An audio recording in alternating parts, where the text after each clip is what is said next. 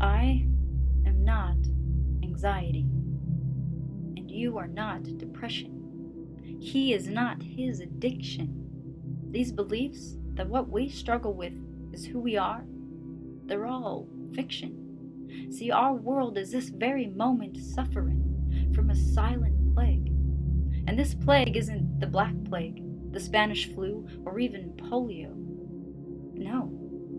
This closed lip epidemic doesn't affect the body the same way plagues of the past have affected humankind. Doesn't leave our physical frame halt, maim, or even blind, because it's affecting our minds. A one-of-a-kind infection. And it's time we brought this infestation not just a little way out of the shadows, but directly to the front. Because even though our physical frames may not be maimed, so many of us are still maimed, even paralyzed, a rodent of unusual size attacking our very minds. And this rodent is potent, can leave us traumatized, and as we make valiant efforts to keep pushing through, we find a different plague that's just as potent too. And this plague makes this journey through our personal wartime a harder climb than it has to be. See, this plague is also a condition of the mind. It's one that tells you and me that those with mental illness are weird, scary, less valuable, or even all of the three. See, this plague is a stigma, and it's become so powerful that it's convinced many of us affected by it to disable ourselves. A symptom just as powerful as those presented by the flu. BTW, did you know, just to prove my point, according to the Journal of the WPA, research suggests that most individuals in the US have, quote, stigmatizing attitudes about mental illness, and that this stigma, even from oneself, can lead to many persons not pursuing life opportunities for themselves. Is this what we want for ourselves? For others? So for the rest of this poem, please allow me to clear a particular inaccuracy briefly mentioned before. One that's been stigmatized by public and by self.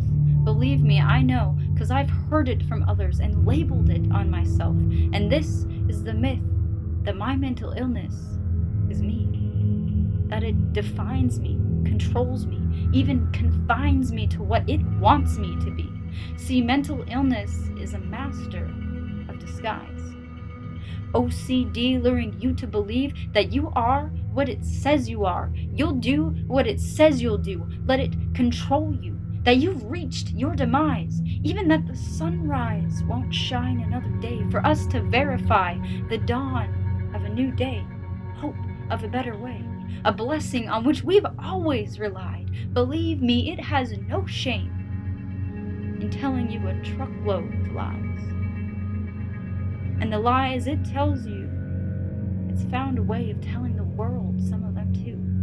Like this myth that your thoughts and feelings, they define you. But truth is, mental illness is simply like glue. Totally separate from the entity we know as you, but still sticks to, holding two pieces of paper, one called you and the other called imposter, so close together that they appear to be one another, live associated with each other. But this imposter may live in you, but it is not you. It's a disease. And when disease affects our body, sending antibodies to the front to hunt down foreign substances in our blood and help wipe out our cold, it's apparent this virus that we have is not us. Not even our distant relative. See, it has nothing to do with who and what we are. Simply a scar that can be healed. And see, because mental disease lies in the mind, it can be hard to separate, to set aside its symptoms from what's on the inside the soul. Something that mental illness once stole from me, or so it seemed. See, back then I believed the lies my mind was telling me, gave in to the stigma, caved into its traps that gifted me with a figurative slap, and they hurt. Told me that I didn't deserve happiness. Well, that's a load of crap. Please, don't ignore my plea.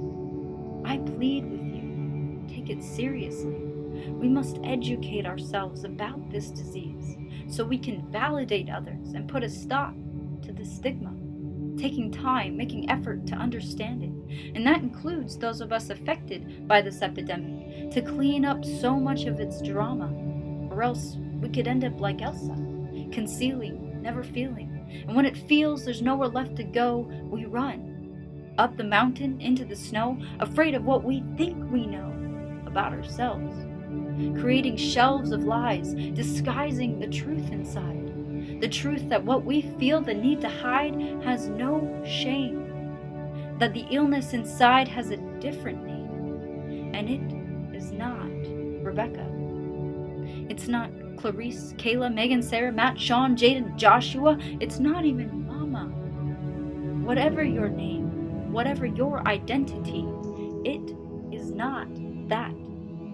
It is not you. So don't let this stigma get to you, because it is not you.